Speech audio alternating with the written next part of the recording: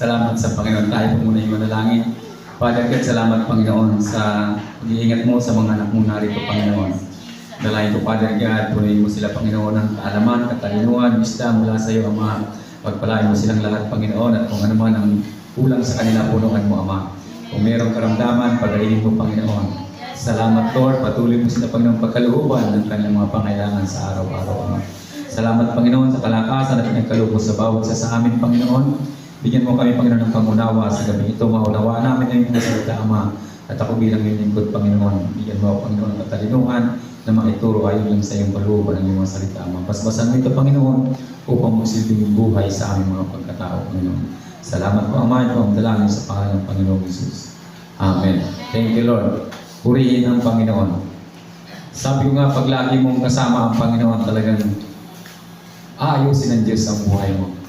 Kaya nga sabi ko nga, ang isang tao na hindi marunong magbuyunin o hindi marunong mag-Ingles, pag isinama mo sa ng mga 3 taon, araw-araw, kahit hindi yan nag-aral, matututo yan mag-Ingles. Kasi 3 taon kasama mo, wala kang marinig na Tagalog. Sa atin po, sa paglilingkod natin sa Panginoon, pag lagi nating kasama ang salita ng Diyos, malalaman mo ang lingwahe ng Panginoon. Bulong lang ng Lord, alam mo kung ano ang boses niya. Salamat sa Panginoon. Alala ko yung isang tao naglalakad sa gitna ng dilim at biglang nahulog.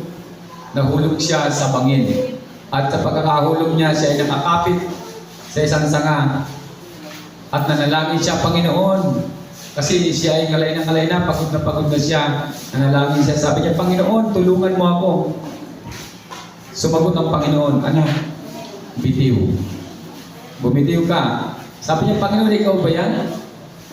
Kasi pag nagbitiw ako, mamamatay ako. Talagang magdamag siya kumapit doon sa nahawakan niyang punong saka ng kahoy, ngalay na siya. Ngunit paglingon niya ng umaga, maliwanag na ganun lang pala yung taas ng lupa sa kanyang paa. Sabi ng Panginoon, anak, bitaw. Kaya dapat alam po natin ang boses ng Diyos.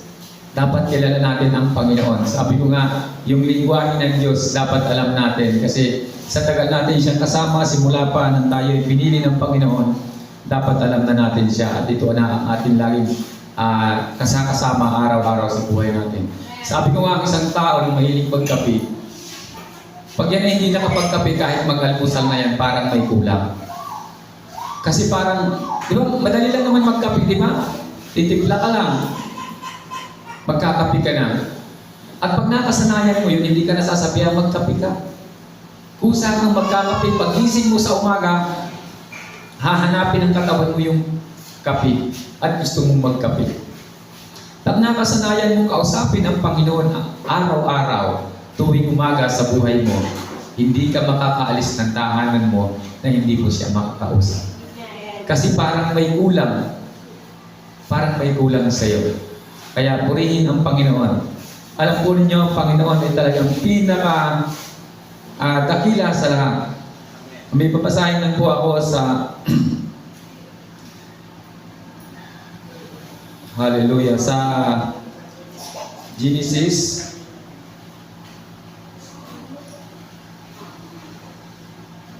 purihin ang Panginoon. Wala lang natin babasahin na. Salamat sa Panginoon. Ito po yung panahon na si Jacob ay pinaalis ng kanyang nanay kasi di ba nakuha na niya yung basbas kasi dinaya ng nanay, kasi malakas siya sa nanay niya.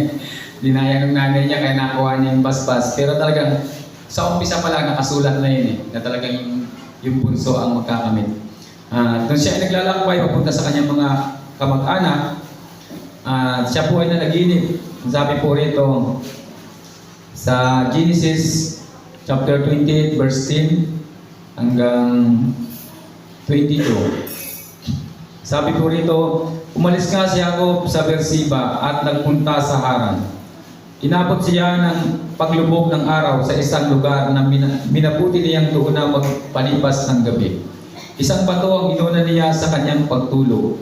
Nang gabi iyon, siya ay nanaginip. May nakita siyang hagdan na abot sa langit at nagmanhig manaog doon ang mga anghel ng Diyos. Walang ano-ano yung nakita niya si Yahweh sa tabi niya. Wika sa kanya, ako si Yahweh, ang Diyos ni Abraham at ni Isaac. Ang lupang ito na iyong inihigaan ay ibibigay ko sa iyo at sa iyong lahi. Darami sila na parang alikabok sa lupa at lalaganap sila sa apat na sulok ng daigdig. Sa pamagitan mo at ng iyong lahi ay pagpapalain ang lahat ng bansa. Tandaan mo, susubaybayan kita at ipagtatanggol saan ka man magpunta. At ibabalik kita sa lupain ito, hindi kita iiwan hanggang sa matupad ang lahat ng sinabi ko sa iyo. Nagising si Jacob at ang sabi, hindi ko alam na narito pala si Yahweh, na nakakapangilabot ang lugar na ito. Tiyak na ito ang tahanan ng Diyos at ang pintuan ng kalangitan. Maagang gumising si Jacob ng umagang iyon. Kinuha niya ang inunang bato at tinayo bilang isang alaala. Binuhusan niya ito ng langis at itinalaga sa Diyos. Tinawag niyang Bethel ang lugar na iyon, na dati tinatawag na Los. Nangako si Jacob ng ganito, O Yahweh, kung ako'y sasamahan ninyo at iingatan sa paglalakbay na ito,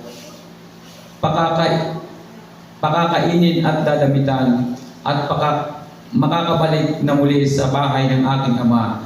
Kayo po ang aking magiging Diyos. Sasambahin ko kayo sa lugar na ito na pinagtayuan ko ng batong alaalang ito. At ibabalik ko sa inyo ang 10 bahagi ng lahat ng pinagkaloob ninyo sa akin. Purihin ang Panginoon. Napaka sarap po magtiwala sa Panginoon. Talagang tayo po, sabi niya, hindi niya iiwan. Hindi niya tayo pababayaan pag tayo po ay nagtiwala sa Kanya. Kaya salamat sa Panginoon. Sabi ko nga, yung pinakita sa akin ng Panginoon sa aking pananalangin, kasi yung lahat, ang mga anak ko lahat ko sila pinag-aral, pero pinakita ng Panginoon na yung aking 3 lalaki ay magiging pastor. Sabi ko, salamat sa Panginoon. At nakita ko rin si Ian at si Atan. Sabi ko, Lord, ito na ba yung unang magiging milyonaryo, itong 5 ito? Salamat sa Panginoon na talagang pinakita ng Diyos. Naalala ko tuloy si ano, di ba, yung kapatid ni Moises, si Aaron, yung lahat ng mga anak niya ay talagang naging pare din nung siya naglilingkod. Sabi ko, Panginoon, sa aking buhay, hindi ko akalain na ito pala yung plano mo sa akin. Kaya salamat sa Panginoon dahil tinakda niya para sa atin ang bawat katawagan. Sabi ko nga, pag may katawagan ang Panginoon sa iyo, iingatan ka niya. Tulad ng pinasa natin, iningatan niya sa paglalakbay. Sabi ko nga, lahat ng nangyayari sa buhay mo, pag ikaw ay nasa Panginoon, pabor sa iyo. Lahat yan ay pabor sa iyo. Iingatan at iingatan ka ng Panginoon. Kaya pinupuri ko ang Panginoon sa kanyang salita, sa gabi ito na talagang. Pero ang nangako dito si Jacob, sabi niya rito sa huling verse, sabi niya rito, tinawag niyang Bethel ang lugar na iyon, na dati tinatawag na Los. Nangako si Jacob ng ganito, O Yahweh, kung ako'y sasamahan ninyo at iingatan sa paglalakbay na ito, pakakainin at dadamitan at makakabalik na muli sa bahay ng aking ama, kayo po ang aking magiging Diyos. Sasambahin ko kayo sa lugar na ito na pinagtayuan ko ng batong alaalang ito at ibabalik ko sa iyo ang 10 bahagi ng lahat ng pinagkaaloob ninyo sa akin. Yun po ang pangako niya na lahat ng kikitain niya, ipagkakaloob niya ang 10% sa Panginoon. At sabi niya, ako po ay inyong dapitan, lahat ng pangailangan niya, ibibigay ng Panginoon. Kaya po sa ating buhay, sabi ko nga, nabuksan ang mga pagpapala ng Panginoon sa pamagitan ng ating pananalangin. Kaya kami po ay, hindi ko alam kung nakapilinan si Pastora ng sobre. Kasi lahat po tayo ay magkakaroon ng sobre para sa ating sarili. Sa aming pamilya, kahit si Gwen ay meron. Sabi ko nga, hindi nakasali si Gwen kasi hindi naman nag-aaral, pero sabi ni Paul, isali mo siya pa. At sabi ko, hindi ninyo pwedeng iasa sa akin ang kapirahan at kailangan ninyo. Kailangan kayo magtiwala sa Diyos. Sa Diyos kayo magbigay.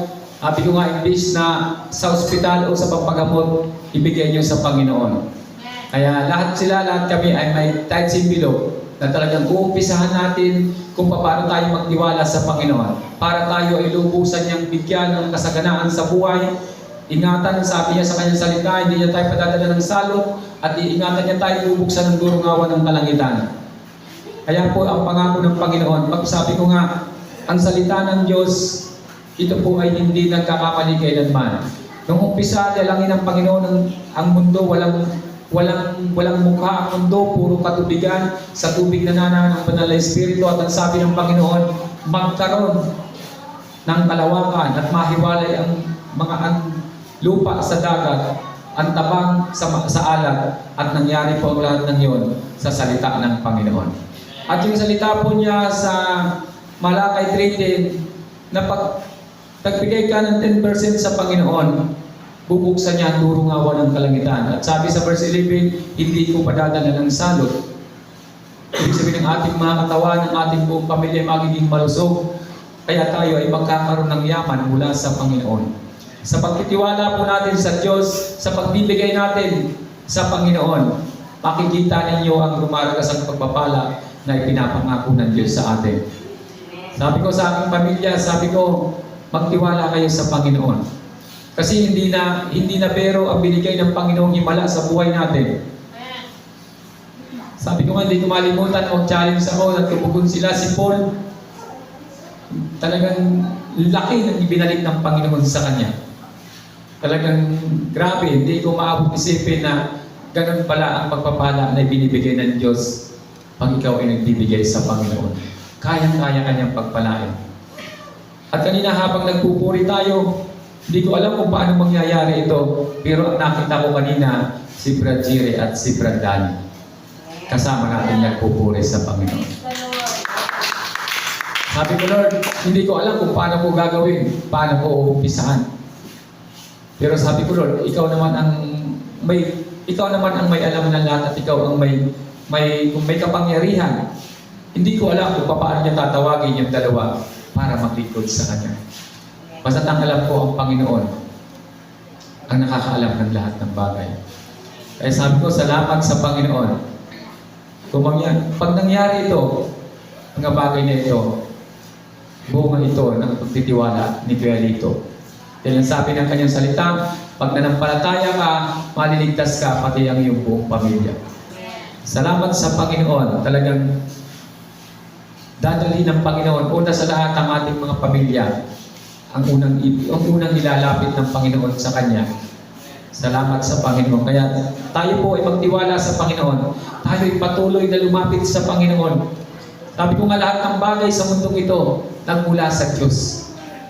Huwag tayong mag-alinlangan sa Panginoon sa ating paglapit sa Kanya, makakamit natin ito. Kaya sabi ko sa mga anak ko, maging faithful kayo sa Panginoon. Kung nais ninyong makamit yung kasaganaang gusto ninyo, kayang-kayang ibigay ng Diyos yan sa inyo. Pero ako, hindi ko kayang ibigay yan sa inyo. Pero pag sa Diyos kayo nagtiwala, kaya niyang ibigay ng Panginoon sa inyo. Kaya niyang paramihin. Yung kaunting pera, kaya niyang paramihin. Maalaala niyo yung babaeng balo na pinuntahan ni Eliseo na sabi niya, paglutuan mo ako ng pagkain at mamaya ka na magluto ng para sa iyo. Sabi niya, lingkod ng Diyos, wala po kami meron na lang kami kakaunting harina, ilang patak na mantika na pag niluto namin, ay hihiga na lang kami at maghihintay ng kamatayan. Ngunit nung niluto niya, simula noon, hindi na sila naubusan. Sa Panginoon po, pag tayo nagbibigay, lalo po tayong pagpapalain. Hindi po kawalan ang pagbibigay natin sa Panginoon. Kaya nga tinachallenge ko kayo na talagang subukan ninyo. Isang taon kayong maging faithful sa Panginoon. Dahil sinabi ko nung nakaraan, pag hindi kayo pinagpala, i-record yung lahat, ipapalik ko sa inyo. Pero pag pinagpala kayo, ituloy-tuloy nyo na. Pero natitiyak ko, pagpapalain kayo ng Panginoon. Sabi ko nga, ang salita ng Diyos ay hindi nagkamali kahit minsan. At pag lagi natin itong kasama, sabi ko nga kanina, ang isang tao hindi marunong mag-English, pag isinama mo sa kano, sa loob ng 3 years, ay talaga pong matututo yan. At pag lagi mong binabasa ang salita ng Diyos, alam mo na ang lingwahe ng Panginoon. Salamat sa Panginoon, talagang tuturuan ko na si Kanok mag-English para matuto na. Salamat sa Panginoon, sa gabi ito tayo po ay i-concentrate natin ang ating pag-ibig sa Panginoon. Yung ating pananampalataya, huwag tayo mag-alinlangan. Sinasagot po ng Diyos ang lahat ng ating pangailangan. Talagang ibinibigay ng Diyos. Ito po ay talagang subok na sa ating pananalangin. At talagang yung kayo po ay isang malaking testimony na nangyari sa aming pamilya na talagang hindi kasi nangyari yung sabi ng Panginoon, pag may pinapagaling kasi ang Panginoong Hesus nung panahon niya, ang lagi niyang sinasabi, pumunta ka sa parit at magpasuri ka kung magaling ka na. Magaling ka na pero pumunta ka at magpasuri ka. Yan sinasabi ng Panginoon. Kaya tayo ay nag-pray, pinagaling siya ng Panginoon si Paul at pumunta kami sa doktor para i-clear kung talagang magaling na. At lahat ng test ng doktor ay nagsasabing magaling na siya.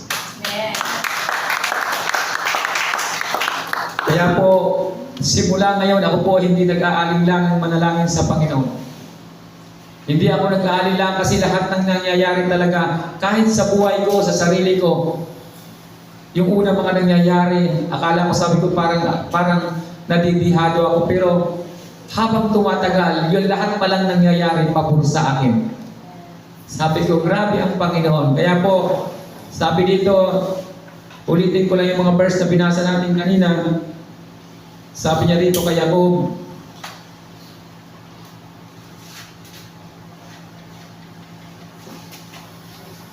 sabi niya rito, tandaan mo, susubaybayan kita at ipagtatanggol saan ka man magpunta.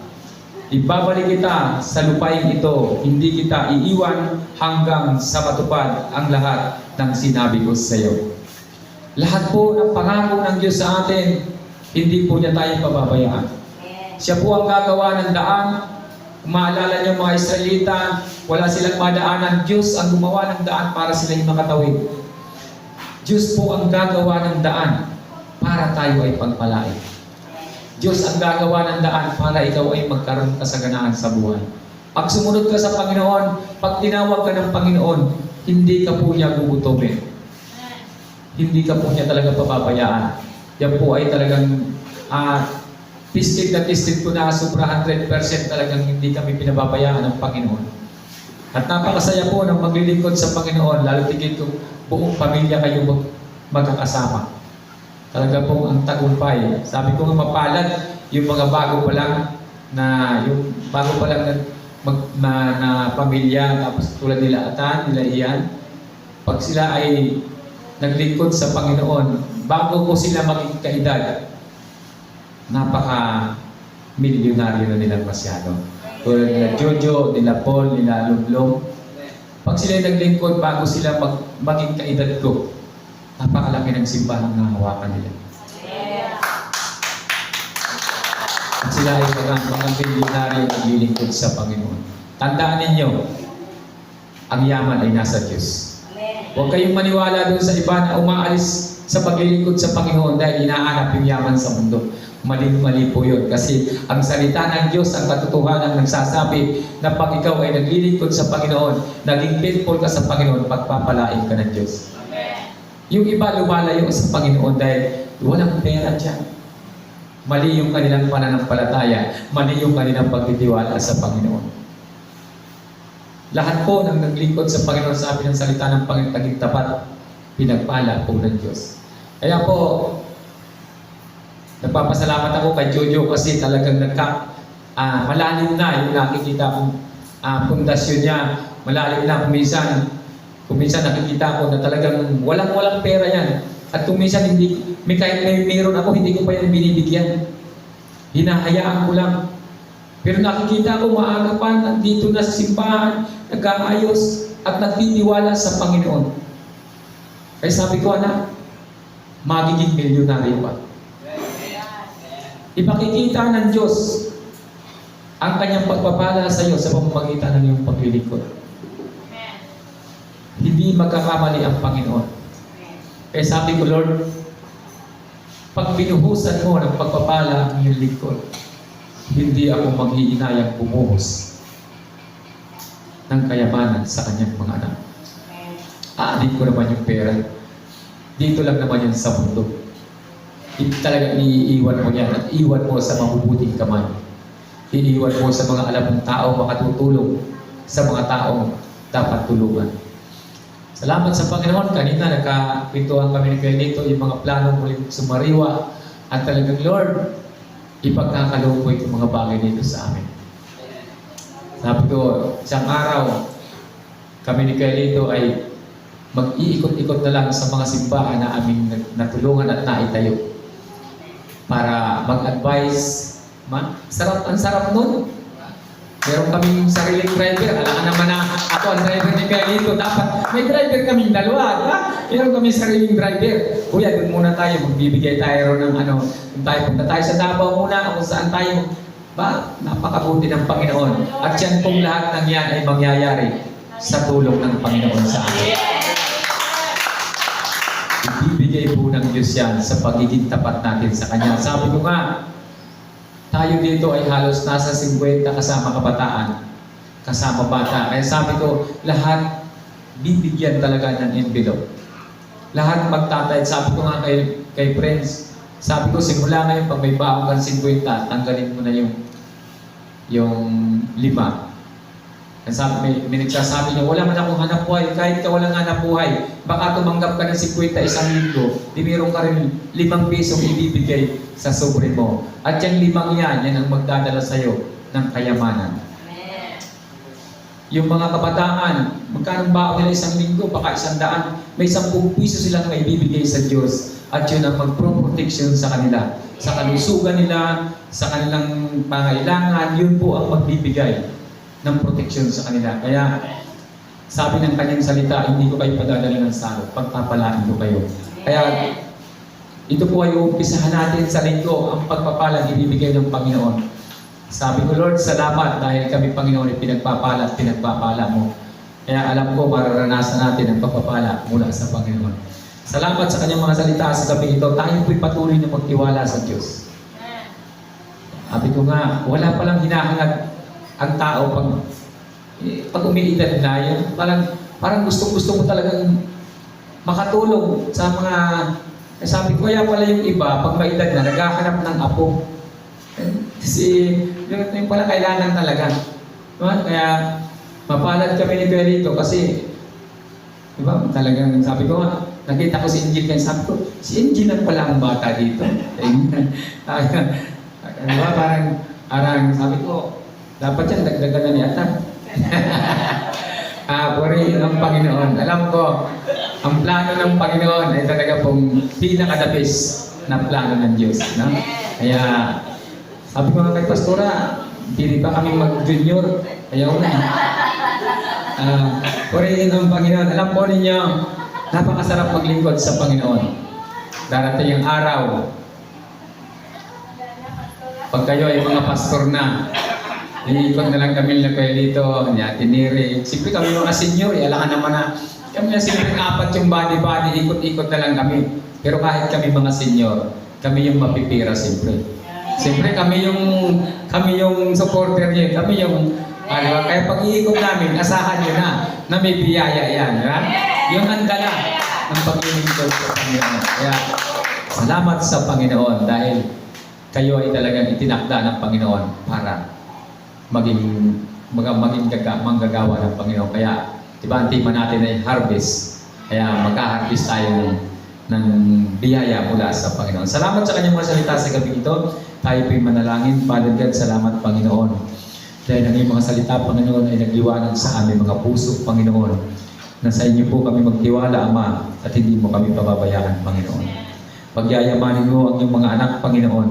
Alam ko, Father God, kami, Panginoon, gaya ng prophesy mo kanina, Panginoon, sa pamagitan ni Ateneo, Panginoon, na magmahalan kami, Ama, dahil yun naman talaga ang sentro, Panginoon, ng paglilingkod namin sa inyo, Ama, yung magkaroon kami ng tunay na pag-ibig sa bawat isa, Panginoon. Salamat po, Panginoon. Salamat, Lord. Pagpalain mo, Panginoon, yung mga salita sa gabi ito. At Ama, salamat, Panginoon, sa dalawang taong pinakita mo sa akin, Panginoon, na nakasama namin sa katauhan ni Brad Dali at ni Brad Jerry, Panginoon. Salamat po, Ama, pagpalain mo ang kanilang pamilya, Panginoon. Salamat, Lord. Pamindalangin sa pangalan ng Panginoong Jesus. Amen. Thank you, Lord.